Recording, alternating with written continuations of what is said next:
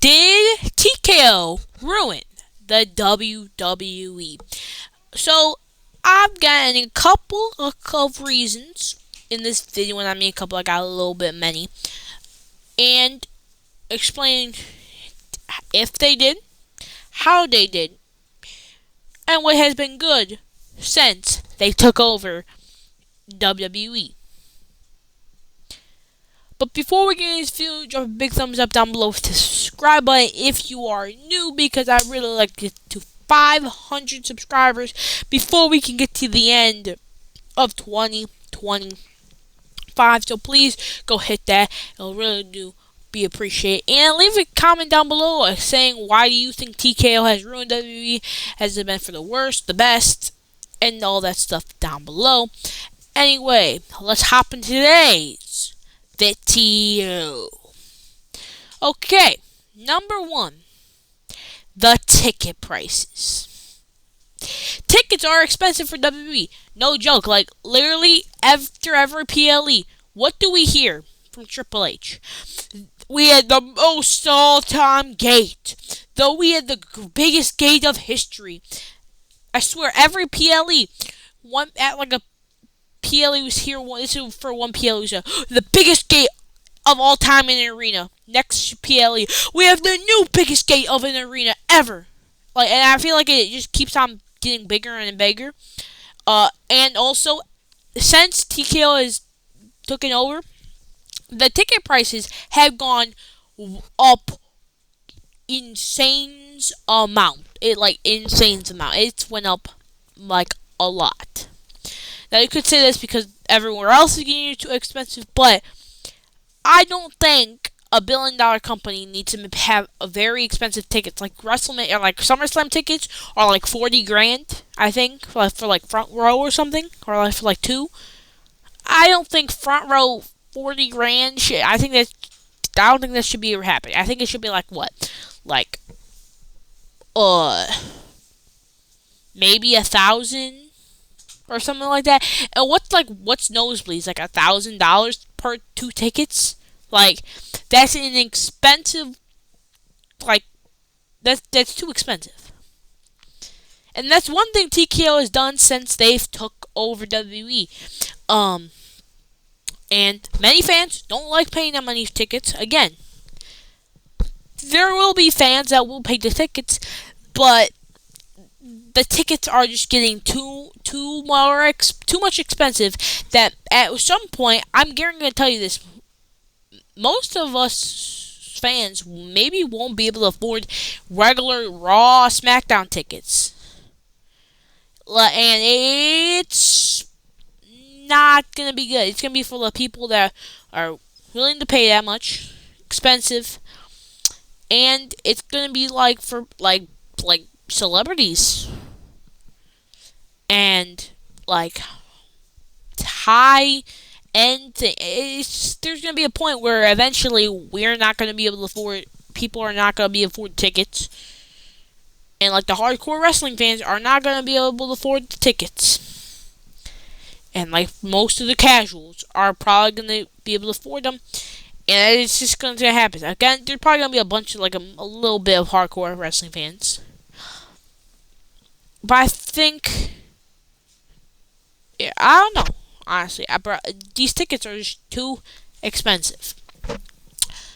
Which goes to the second point. TKO loves some sponsors. You know, I feel like ever since TKO took over, I know WWE has had sponsors before. Like, it kind of has been like a really big thing since Triple H took over. Like, sponsors. But I feel like even before TKO owned WWE and it was like Vince McMahon, he still had a lot of sponsors, like a bunch of sponsors.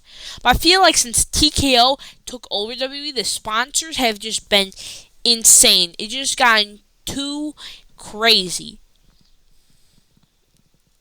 Like, multiple ads or commercials of the same sponsor.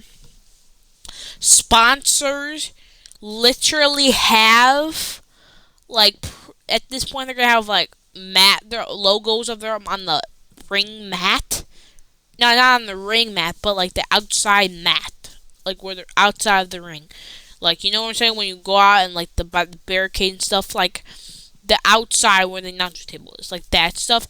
And obviously it's on the LED barricade and on the LED and the like the apron and stuff. It's on everything like that. And it's just gonna continue. We're just gonna tell WWE to do that. And it's even on the tables. The tables you slam people through. Now they're on there. Slim Jim is on every time a wrestler now goes through a table. They're gonna go through like a Slim Jim.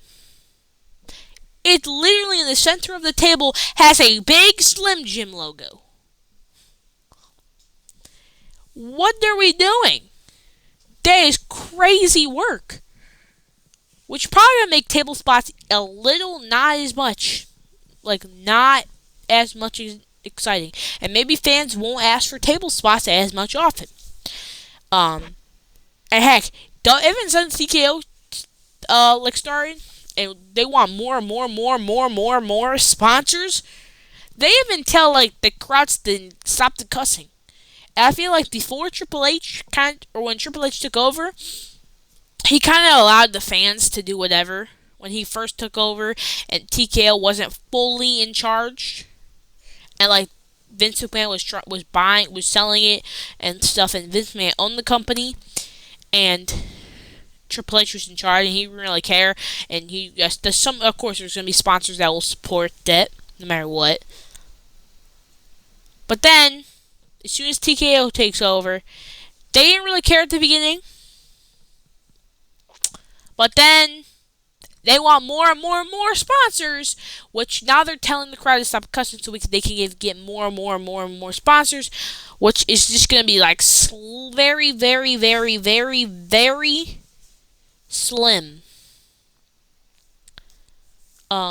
Very slim, into like a very PG. Like I remember how WWE, like when they first went to PG era, like nobody was allowed cuss or anything like any of that.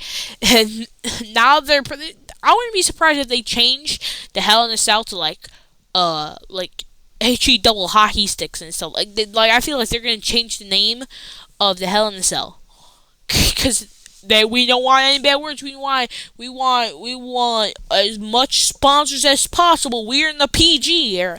Like they're gonna go to rated G soon. You heard what I said. Bro, it's not gonna be good. It's not gonna be good. Number 2, okay, let's move to the second one. WWE ring sponsors. We've all seen it. If you watch WWE on a regular basis, then you would know every single PLE, every single Raw and SmackDown has like 5 to 4 ring sponsors in the ring. We'd never seen a ring sponsor until 2024 when the little slight crackings of TKO splattered in the WWE. They put the Prime logo, which it wasn't that bad. It was just one logo in the center of the ring. It was just a black outline. Not that bad.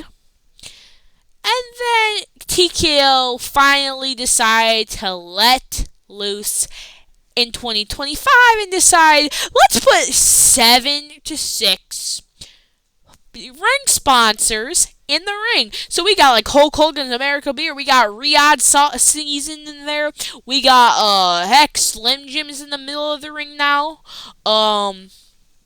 Like there's like heck, there's probably gonna be a Pepsi logo in there. You know what I'm saying? There are gonna be so many sponsors in the ring. It's starting to look like a boxing ring.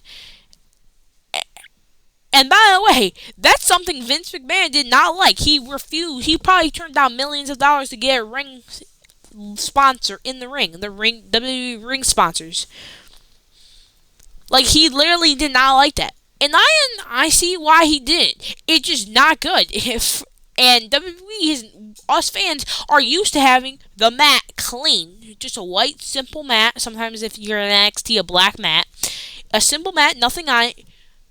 There's nothing on it. But now, since Vince McMahon no longer owns the company, the ring sponsors it. That is one downside I think Vince did better at, is how he liked the ring. It's simple.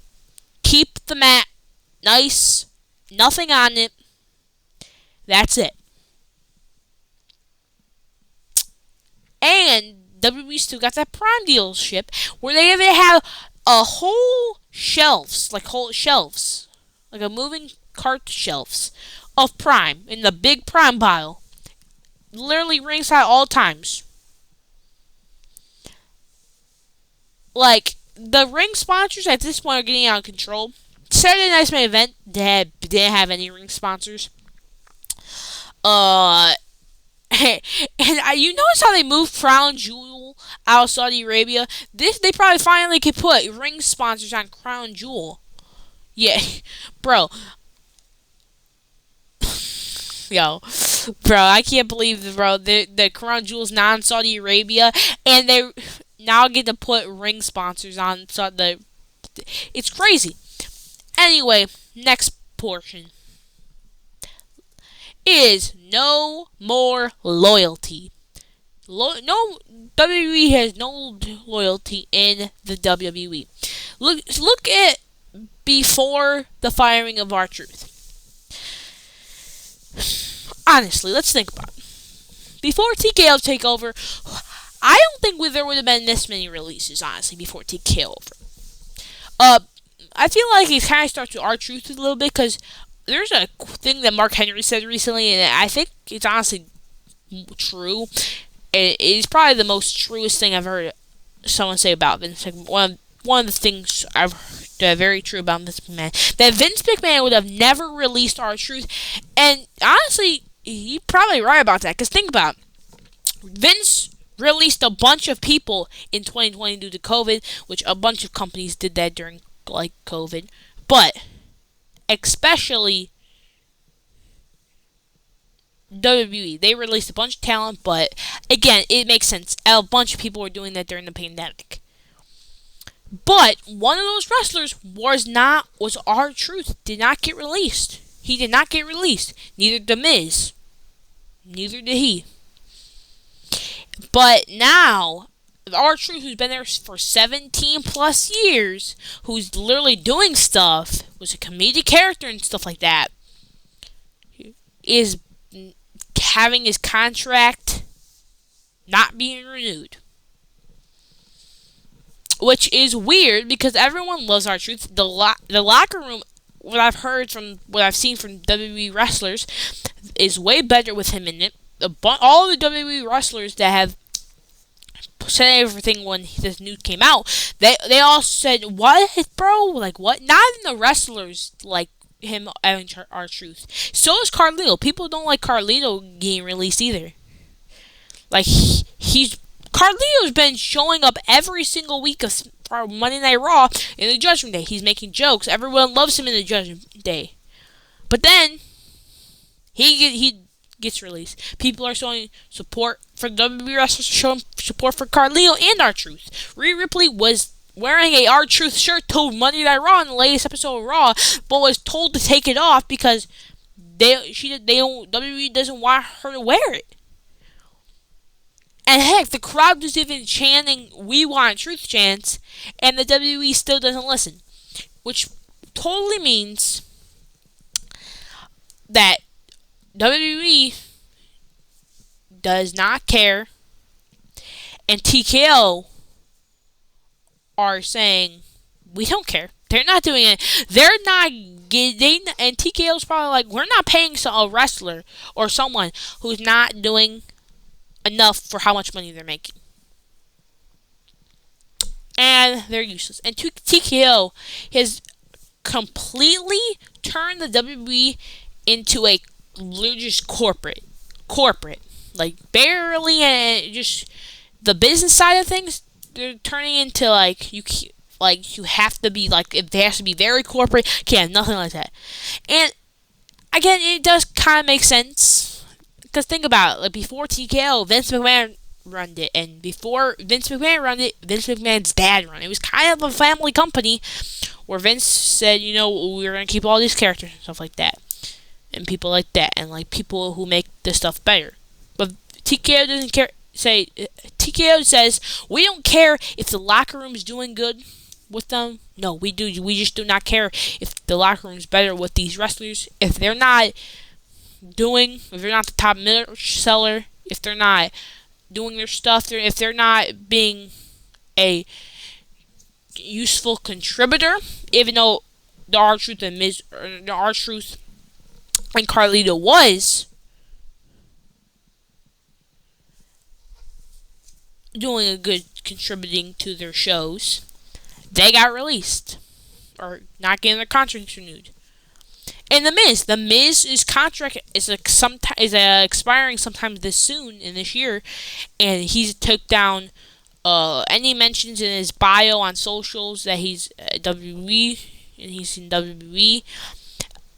He took everything the posts about him and WWE down, which is it's kind of scary. I mean, Gunther's doing that. I think that's because he's like doing a silent protest. Maybe Miz is just so mad at WWE that he just doesn't want anything to do with WWE and taking out all of his posts about WWE and the bio on socials because they released his friend in R-Truth.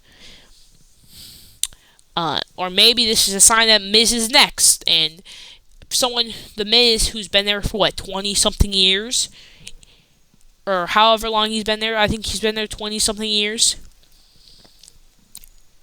Is not getting renewed. And again, I think if Vince McMahon was running the company, I don't think R-Truth or The Miz would be released. I really don't think so. I'm not gonna be honest. I don't think they would have been released. Honestly, I don't think Carlito would have been released either.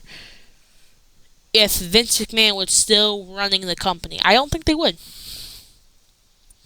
And people are saying maybe Karen Cross is next, which I can kind of see it. But I think since he's one of the top merch sellers, I think the last time I saw he was, I think he's a top merch seller. I think he might stay. And I mean the crowd likes him, so if the crowd likes him a lot, there might be a better chance of him staying than The Miz, but I don't know. I don't know. Next point. The booking. Wait, no, not the booking. The Rock. The Rock in general. The Rock is on the board of TKO, which means he has power. Which means he has too much power. So that means he can show up whenever he wants and stuff like that. Like TKO CEO told The Rock to come to WWE to help promote Elimination Chamber because ticket sales were low. So The Rock did that. He helped start a storyline and never finished it, left it in the dust, and he doesn't care about it no more. And he shows up at Bad Blood for no reason at all because he felt like it. He shows up at the Raw debut on Netflix because the Netflix execs and TKO want him there. He shows up on NXT for no reason at all. He shows up on that SmackDown to announce WrestleMania in New Orleans, which is never going to happen. Because TKO realized another city is paying them more money, so you know what? Hey, if that city's paying us more money for WrestleMania, hey, New Orleans, you're getting Money in the Bank next year. We're taking WrestleMania to a city that pays way more than you. We don't care. All we care is about money, right? Is that what TKO is? Be like, we only care about money. So if another city's not paying us for WrestleMania, we're gonna give it to the city that pays us more money. You can get the PLE, and you can get WrestleMania a far year in advance, which probably will never happen because the city will all pay you, and we will make more money. You know what I'm saying? Anyway, The Rock can just show up whenever he wants and start storylines, but never finish them because he's The Rock. He's on TKO, and the fans are just gonna keep on raging at The Rock. It's just gonna happen. Anyway, next thing, the booking. Let's look at the booking from not TKO, but Triple H. Remember when Triple H first took over in 2022? When he took over very first time, the booking from 2022 to like 2024 was absolute heat. It was one of the most greatest couple of years in wrestling that probably has ever seen. Like, it was cooking. But now we're in 2025, and yes, there has been great moments. But WWE, I don't think, is at its peak. It's not what it was in 2024, 2023, or late 2022. It's WWE is like not. It's better. It's one of the best. It's okay. It's probably better booking than when Vince, like the last couple of years of Vince, like 2019, 2018, like 2018, 19, 20, 21, and like some of 22. Like, it's definitely better booking than that, but it's not as good as we know WWE can be. We all know that WWE can be better than what it's at right now, especially with Triple H. We know he can do it. Triple H needs to add a little bit more unpredictability in there. Sure, he probably could. Like having a world title, maybe having like the WWE champion John Cena drop a title hack, maybe at a Saturday Night event if they want to be risky like that, or if maybe have Jey Uso lose the title on a random episode of Monday Night Raw. Have John Cena lose the title and then cash it on a random episode of SmackDown. On a random BTPLE, like a crown jewel. Like, stuff like that. So I'm just going to talk about each show's individual booking. So yeah, I'm going to go with Raw. Start with Raw. What happened to the screen? Okay, so Raw's booking, since it went over to Netflix in 2005, has been most partly very consistent, which means very consistently good. It's been one of the better shows, I would say. And we've seen cool stuff has happened in here. We've seen epic matches, we've seen big factions. And obviously, I've really liked Raw. And since Raw has no end time, they can end whenever they feel like.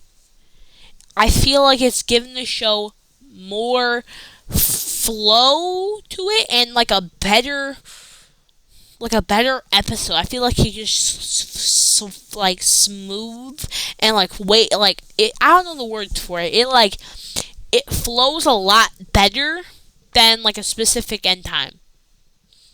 Like there was like one episode of Monday Night Raw that I felt like kind of dragged. That kind of dragged to 2.5 hours. But for the most part, Raw has been very consistently good, and it just flows nicely. And sometimes we need an episode that's like only 2 hours, 2.5 hours, maybe 3 hours, maybe 2 and 40 minutes, 2 hours and 40 minutes. Maybe it needs to just be 2 hours and 10 minutes. It has a nice smooth flow, and obviously that one episode that was like it felt like it dragged to 2.5 hours. I think it's been okay so far. So let's go to the next show, which is NXT, which has been the most consistently good show in WWE in 2025. Because every time something happens in this show, every time I miss a show, something crazy happens. Like last night, I missed the show one time.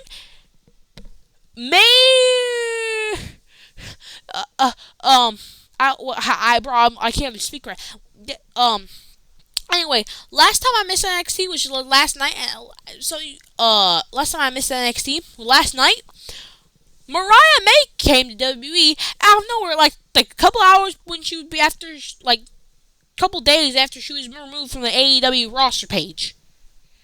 Like, she pops out of nowhere. The one time I missed NXT, that's the second time that's happened. The last time I missed NXT is when Ricky Saints came out of nowhere and joined NXT. That's the last time that's happened. Like, what? Every time I miss NXT, something crazy. Good thing when the last time I watched NXT was, like, last week. JC Jane won the title. Good thing I didn't miss that, because I would have been shocked as well. Like, I was still shocked. But how am I missing these big debuts? Like, NXT is so unpredictable. Like, we had JC Jane beat Stephanie for the NXT Women's Championship. I did not think she was going to win the title in a million years. I said, Stephanie's going to retain, probably lose to Jordan Grace in a different PLE or something like that. But no! And honestly, I'm going to be shocked. And then we have the big family storyline. It's been a great, great show. And I always get excited to watch NXT because something crazy is going to happen. And you never know what's going to happen. Like, someone could get whacked off, you know what I'm saying? By the family. The family right now is the best storyline in NXT right now. You can't tell me not. Like, I don't even know what's going to happen. Is Rizzo still alive? Like, I thought Luca Crucifino was dead. Like, what? He's still alive? Like, I never know anything about NXT. Like, NXT be unpredictable as heck, bro. And their matches be phenomenal. And they have the best women's division in all the world. And they actually booked the mid-card title good. Like, they booked the mid-card title good. And they build talent from inside their company. Like, they take a random college athlete, put them inside WWE, I forget, no, it's independent. Or whatever. NHL or the NHI program, the NIHLL, I don't know, program, like for college athletes. Throw them in there, build them up, and then they could be one of the top faces like Obafemi, Braun Breaker. Like, literally. So, NXT is just phenomenal. And they have phenomenal talent. Next, SmackDown. The worst show in 2025. SmackDown has been absolutely trash in 2025. There's been a couple good moments, like Tiffany cashing in, winning the title. I'm not gonna lie, I don't even know, I can't remember anything memorable on SmackDown. SmackDown has just been completely, disgustingly trash since it became 3 hours, and since the USA Network realized that it's doing good. I don't know what type of sense would you mean it's doing good. They're going to keep it as 3 hours, and there's a slight part of me that doesn't want to watch SmackDown, but I have to for my videos. And mostly because, first off, Cody Rhodes is on there. The greatest tag team division in WWE is on there. And the Jacob Fatu stuff. Those are the only 3 things I'm really excited about for SmackDown. Other than that, I really could not care. And they are reportedly supposed to be getting Jordan Grace, which maybe, I don't know. But nothing really goes for SmackDown. Please, bring it back to 2 hours. Or just break your deal with the USA Network and give it to Netflix for the United States, and we can watch it, and there can be no end time. It could run for 5 hours to 2.5 hours. It should be able to run whenever it feels like. And why USA? You know what USA Network should do? They should cut the 3 hours, 30 minutes down and make it 2.5 hours. I feel like that would still make the show a little bit worse, but it would make the show feel smoother. Because we're not doing the 3 hours, you know what I'm saying? Please, have SmackDown back to 2 hours, please. Anyway, that's all of you guys today. Have a beautiful rest of your day. See you tomorrow. Bye.